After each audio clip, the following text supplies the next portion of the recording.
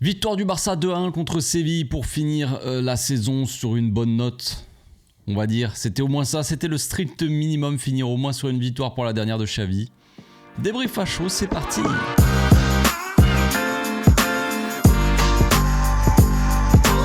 Au passage, n'hésite pas à nous rejoindre si c'est pas encore fait et à partager la chaîne autour de toi, ça fera plaisir à tonton. 2-1, victoire du Barça contre Séville à Séville. Bon, c'était un match assez spécial.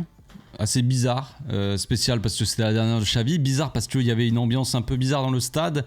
Séville qui était pas trop content, les supporters en tout cas qui étaient pas trop contents de leur président. Il y avait un peu des sortes de plaintes, des chants anti-direction, voilà, donc comme quoi ce n'est pas rose partout pour tout le monde. Mais voilà, la victoire, le principal c'est ça, c'était de finir sur une victoire. Alors c'est pas forcément la plus belle victoire de la saison, mais quand même il y a eu une équipe plutôt correct. Je veux dire, dans le jeu, on a vu des belles choses. On a vu une équipe, encore une fois, qui a toujours un peu de mal devant en termes d'efficacité. On se procure quand même pas mal d'occasions. Il y a 2-3 trucs sympas à voir, à grignoter. Mais peu de choses au final à se mettre sous la dent au final, parce qu'il y a eu 2 buts, quoi. Donc voilà, après il y a eu beaucoup de hors-jeu, de situations un peu, on aurait pu marquer peut-être, mais il y avait quand même des hors-jeux, donc voilà. Un Fermin Lopez qu'on peut souligner, encore une fois, Fermin Lopez qui fait une très bonne fin de saison, vraiment une fin de saison du tonnerre, j'ai envie de dire, donc vraiment une bonne nouvelle pour le joueur, peut-être. Demain les amis, sachez que demain matin, je crois à 11h, il y a la liste pour l'Euro de l'Espagne. Alors est-ce que Fermin Lopez, dans la dernière ligne droite de la saison, il a réussi un peu à convaincre Luis de la Pampa pour l'emmener à l'Euro avec l'Espagne? Je ne sais pas.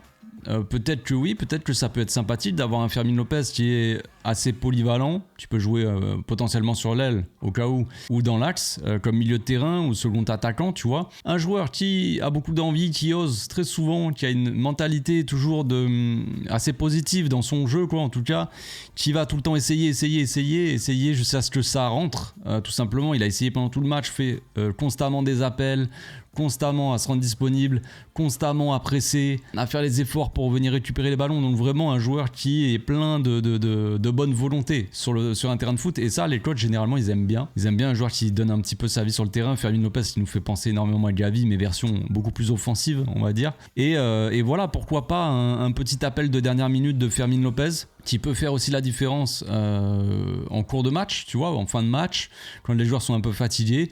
Un mec qui arrive et qui dynamite un peu, ou qui dynamise, qui pose de la dynamite sur le terrain, ça peut être sympa aussi pour l'équipe d'Espagne. Donc pourquoi pas, ça serait une récompense assez sympathique pour le jeune joueur. Franchement, quand on regarde un peu toute la saison, la surprise de la saison, c'est évidemment Fermin Lopez. Il y a Cubarsí, aussi qu'on peut considérer comme surprise, qui n'était pas prévu, mais Fermin Lopez, voilà, c'était un joueur qui a été prêté en division 2 à Linares, qui a fait un très bon prêt, où il fait partie des meilleurs buteurs, voire le meilleur buteur de Linares, un des meilleurs buteurs de la division 2 même, voire je sais plus exactement le classement, mais voilà, un joueur qui était très efficace et très important pour son club en division 2.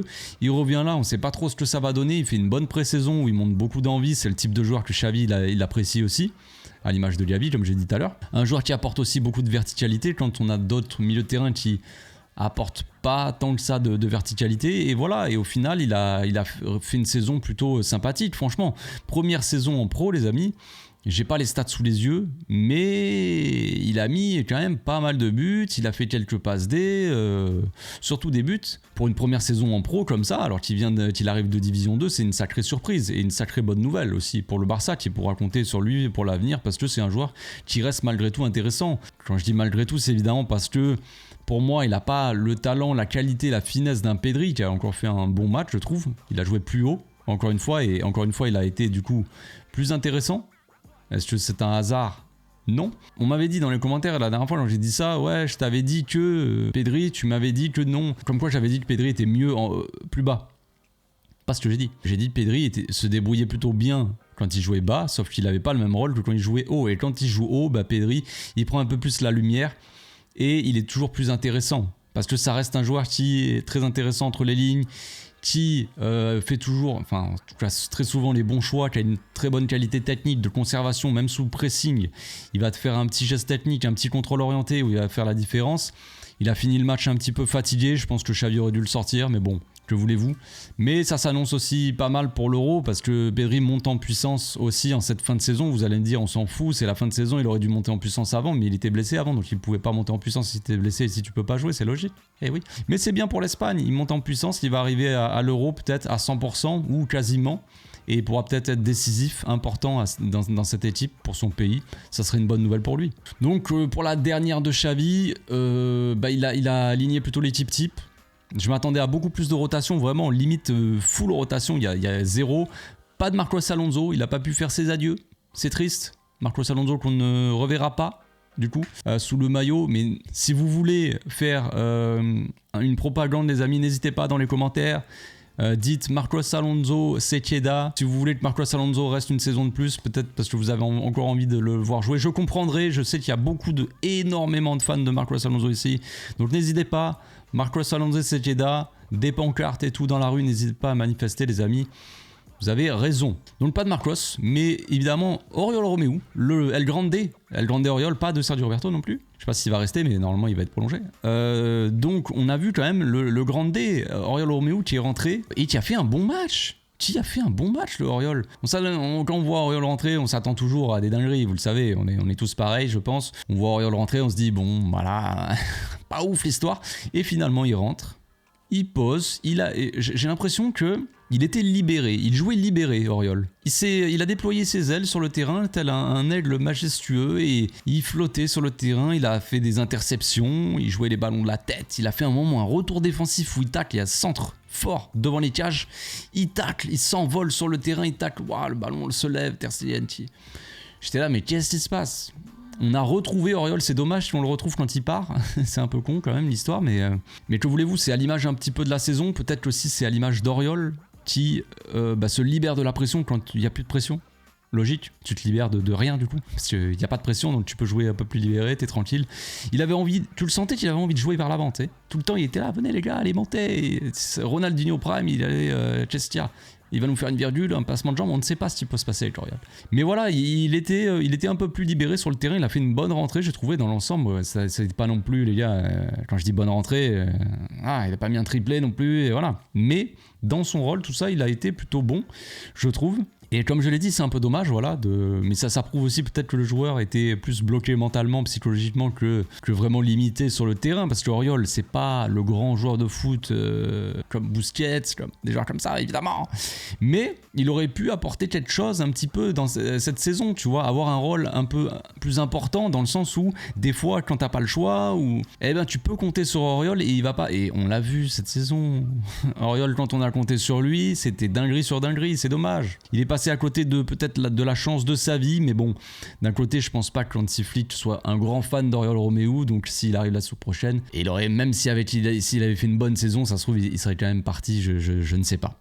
Quoique, on ne sait jamais. Donc je ne reviendrai pas sur les actions de Lewandowski, certes il a marqué, c'est très bien, il nous a quand même encore ralenti le jeu comme pas possible Lewandowski. J'ai hâte de voir le jeu un petit peu plus rapide, un peu plus direct, un peu plus vertical de Flick, et avoir Lewandowski qui, dès qu'il va avoir la balle, va faire 50 contrôles et attendre comme ça que tout le monde soit hors jeu pour faire des passes. J'ai hâte de voir ça. Je sais pas du coup si Flick sera très fan de Lewandowski. Ce n'est plus le Lewandowski du Bayern, Hansi, attention.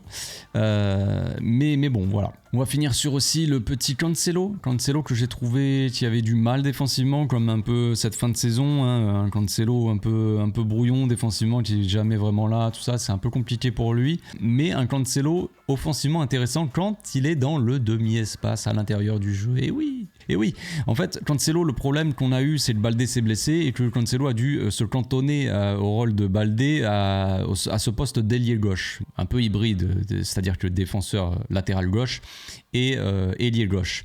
Mais Cancelo, on le sait, il aime bien avoir de la liberté, se balader entre les lignes, faire des différences dans le demi-espace. C'est là où Cancelo est le plus intéressant, c'est dans le demi-espace. Que ça soit le gauche ou le droit, peu importe. Il est souvent intéressant quand il rentre au cœur du jeu pour apporter cette petite folie comme il l'a apporté sur la passe décisive pour Lewandowski. Et le seul moment du match où par hasard il s'est retrouvé là, parce que c'était après un corner je crois, il s'est retrouvé dans l'entrejeu, combinaison avec Pedrito qui nous a sorti une belle petite talonnade, une touche déviation, c'est parti. Cancelo qui se retrouve à l'intérieur du jeu, qui là peut on sait pas où est-ce qu'il va partir. Est-ce qu'il va partir à droite? Est-ce qu'il va partir à gauche? Tu vois, Cancelo, quand il est à gauche, il part souvent à droite, il rentre sur son pied droit, tu vois. Donc voilà, mais là, on sait pas trop, il est au cœur du jeu, il patiente, il feinte un petit peu, il fait sa belle petite passe pour Lewandowski. C'est magnifique. C'est magnifique. C'est dommage que Cancelo ait eu ce rôle trop à gauche parce que finalement, on n'avait pas le choix. Baldé était blessé. Si tu mets pas Cancelo à gauche, tu mets Marcos Alonso. Et je pense que personne n'aurait été content. Je vais mettre en story sur Instagram une boîte à questions. Vous pouvez me poser des questions. Demain, je reviendrai, voilà, une petite FAQ tranquille. Je vais pas faire d'analyse. Voilà, c'était le dernier match de la saison, le dernier match de Xavi. Mais bon, voilà, il y a pas, j'ai pas envie vraiment de faire une analyse. Je me dis bon, je vais faire une petite FAQ et puis après je ferai une vidéo pour Xavi pour faire un petit peu le bilan de ce chapitre-là, de cette ère Xavi. Et puis après, on passera à autre chose. De toute façon, ça sert à rien de ressasser. On va pas rester sur le truc de Xavi, machin. Voilà, maintenant place au futur, place à la prochaine saison. Des nouvelles choses, place à l'Euro déjà et aux compétitions qu'il va y avoir là. À l'équipe B aussi qui va jouer la promotion en Division 2. Mais pour l'équipe première, place à la saison prochaine et à l'avenir. Hein, de toute façon, c'est le plus intéressant, je pense. Donc je vous souhaite une bonne soirée à tous. Et voilà, à demain. Ciao, ciao.